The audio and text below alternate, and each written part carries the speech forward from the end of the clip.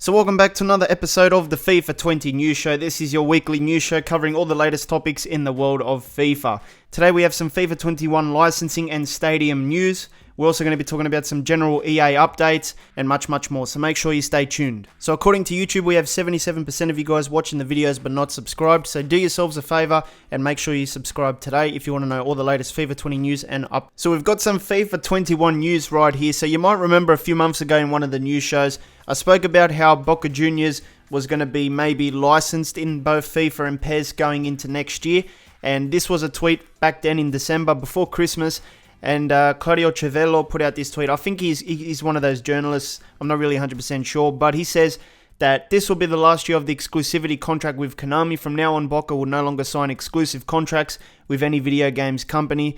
Whoever wants Boca and the Bombonera just have to pay what corresponds and will be in the game in question. So we already knew back before Christmas that Boca Juniors was opening up their license, so whoever wanted to have them in the game just had to pay the fee and you were allowed. There was no exclusivity anymore. And you might be thinking, well, they are licensed in FIFA 20 now because of the Libertadores DLC. Well, that's pretty limited at the moment. You can't use them outside of that little tournament mode and whatever else is a part of that Libertadores DLC. So if you go into the normal classic match, you'll see the generic Boca Juniors. So currently this license is limited, but if you go on PES, you can get their full license because for this year they did pay for that license, but next year it's going to be a whole different game. So much more recently, Claudio Civello put out some more tweets, and basically he was confirming that the La Bombonera is returning to FIFA, and you might even be in the same FIFA in free DLC format. So apparently we could even get the stadium in FIFA 20 right now as just a stadium add-on that you can use in kickoff and stuff, so it won't be limited, but I'm not sure about that one.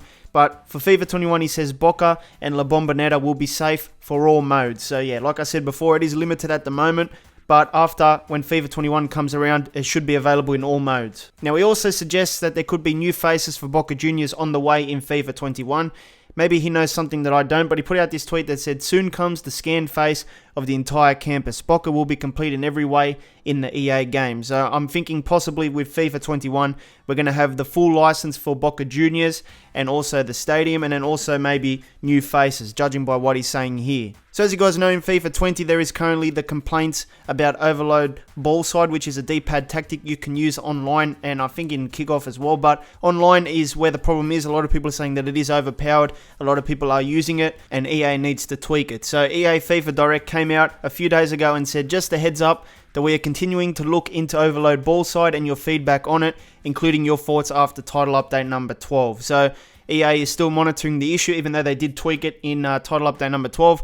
But some people just want it removed completely, as you can see with this tweet by Harry. He goes, just remove it, fellas, it's literally that easy. So EA is determined to keep it in the game. They reckon that there is some use for it, but a lot of pro players and maybe casuals as well don't want this in the game anymore because I think it's a bit overpowered, and we all know when EA tries to tweak stuff, you know, it just ruins something else. So we'll see what happens with this, but they're continuing to look at it. So this week, the big update was title update number 13. It did bring in some gameplay fixes, a crew mode fix. They finally fixed their Premier League broadcast frozen issue. They also added in a new latency meter in Ultimate Team and also the new traits tab in Ultimate Team as well. And there's also a few other little things like 2 re-added faces. But I think this thing is still out on PC only. It hasn't reached the Xbox or the PS4 yet. So it's a little bit weird with these updates. Sometimes they take a week to come out on the consoles. Sometimes they come out the next day. I think there was supposed to be a foot tournament, like an esports event this weekend. So they cancelled that eventually. But whenever there's an esports tournament, the patch on the consoles usually gets delayed until the following week. So a few people have asked me when is it coming out, and I would say that it's coming out probably by Tuesday, but you never know with EA. I do expect it to drop this week on the consoles though. But apparently there has been 2 new boots added into FIFA 20's code. Now Blade Johnson, who is a great Twitter account to find out new stuff that gets added into the game, he put out like a document here that says that there's 2 new Nike boots that are in the game, but not available in the game. So they're just in the code at the moment, waiting to be unlocked. He put out this tweet that said, these are the new boots added in title update number 13. We have new Nike Mercurial Vapors, Future DNA, Max Orange, Silver, and Navy colorway. And then we have ID 85, Nike Tiempo Legend 4 Elite, 2019 remake. And he did release some photos there, and he was able to put them in the game so you can see them visually. I don't think you can do it without like tweaking it through mods and stuff at the moment. I think these boots haven't come out to the public. I could be wrong, but if they haven't yet, then it makes sense for EA not to make them available in FIFA 20 yet. So since the PES bandwagon has been going on for about a week or two now, we're going to be talking about a DLC update coming to PES 20, and EA won't be getting it because it is an exclusive thing. It's going to be the Euro 2020 tournament. Now, I don't know what's going to happen in the real world if they're going to have this tournament. It might get postponed or cancelled, might get pushed to next year. But for now, it looks like Konami will be releasing this update regardless of what's happening in the real world at the moment. So it says Euro 2020 coming exclusively to eFootball PES 2020 on April 30th as a free update. I remember when EA used to make their own Euros games. I remember having Euro 2008 on the PSP.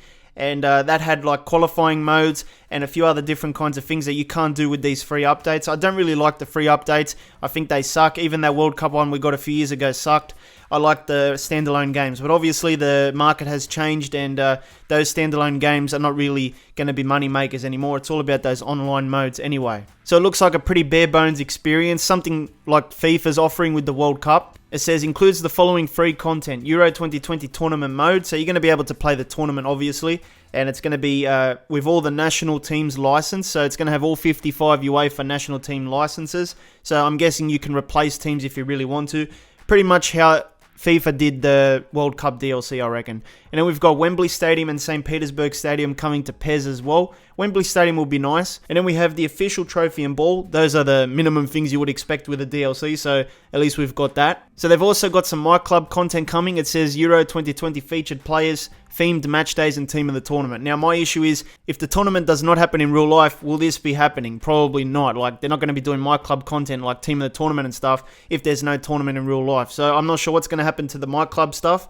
But hopefully this DLC does happen even if the Euros get cancelled. It'll just be nice to have something to play with. But I'll be interested to know if the Euros do get cancelled in real life, what happens to this DLC? Is it going to stay? Is it going to go? We'll find out. This free update includes the Euro 2020 competition in Cup mode, as well as all 55 national teams participating in the tournament, latest kits and squads included. So you don't have to worry about generic kits for the nations. They're going to have licensed kits, which is good. And that's basically it. So if this does go ahead, it might be a good time to pick up PES in the summer so you can play something like this. It's not going to be happening in FIFA because they don't have the license. Even though it does look a little bit bare bones for people, it's still better than nothing. You might get 1 or 2 playthroughs out of the tournament with a few of your favourite national teams.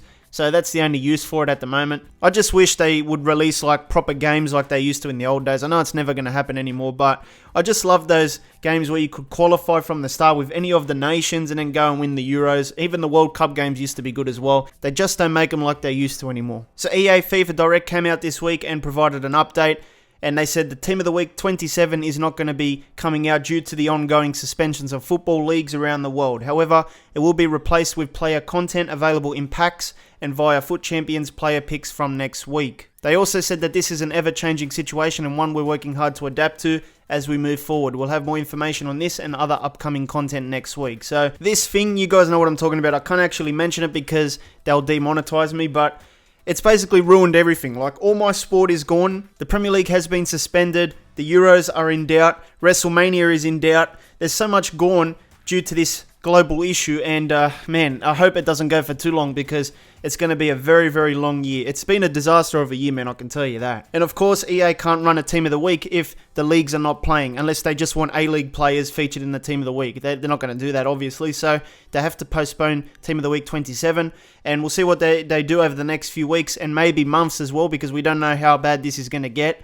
So obviously, it's going to affect a lot of promotions in the game, a lot of other kinds of things in the real world as well. But the main thing is to keep safe. Just look after yourself and the ones around you. And yeah, we'll battle through this, man, for the next few months. And don't forget your toilet paper and hand sanitizers because they'll be gone off the shelves really soon. So I believe in Ultimate Team this week, EA did icon swaps number 3.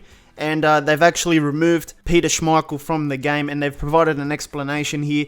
And they said, as mentioned in the Icon Swaps pitch notes, we will only feature icons once as part of Icon Swaps. Peter Schmeichel has been removed from Icon Swaps 3 as he was included in Icon Swaps 1. We have taken the decision to remove him from Icon Swaps 3 in case some players would have made different selections in Icon Swaps 1 if they knew there was the potential to get him in Icon Swaps 2 or 3. Peter Schmeichel will not be replaced in Icon Swaps 3. We apologise for the inconvenience. So in case you're wondering where he is, he has been removed, and I just want to know who checks these things before they actually go live. Does anyone actually pay attention there to pull him out before they even produce this promo? So I always say that anything can happen on Twitter when it comes to the FIFA scene, and this week we had another one of those celebrity callouts. So usually we get callouts for players wanting their player faces. Sometimes they talk about servers or ratings, and then you have outside celebrities talking about the game in general as well. This time we have a career mode complaint from Joel Embiid, who is an NBA player. Some of you guys might know him. And he is a part of the career mode team, boys. He's one of us. He complained to EA about career mode. So this is what he had to say. And usually EA takes the verified ticks much more seriously than any other person when they complain. But Joel Embiid says, career mode is all I play. For the last 2 months, yous had me thinking that I'm not that good anymore, when in fact the new ultimate difficulty is a little exaggerated, so can we give attention to career mode instead of ultimate team, even if we have to pay? Just a little harder than the old one. EA Sports FIFA. Now, Joel Embiid, you're on a $6-something million salary, so pay does not matter to you, but to us, we grew up on this game mode being for free, no microtransactions, so I'm not sure if people would be willing to pay. But Joel Embiid also continues and he goes, career mode is basically my life and it has so much potential. I can agree to that statement as well, my friend.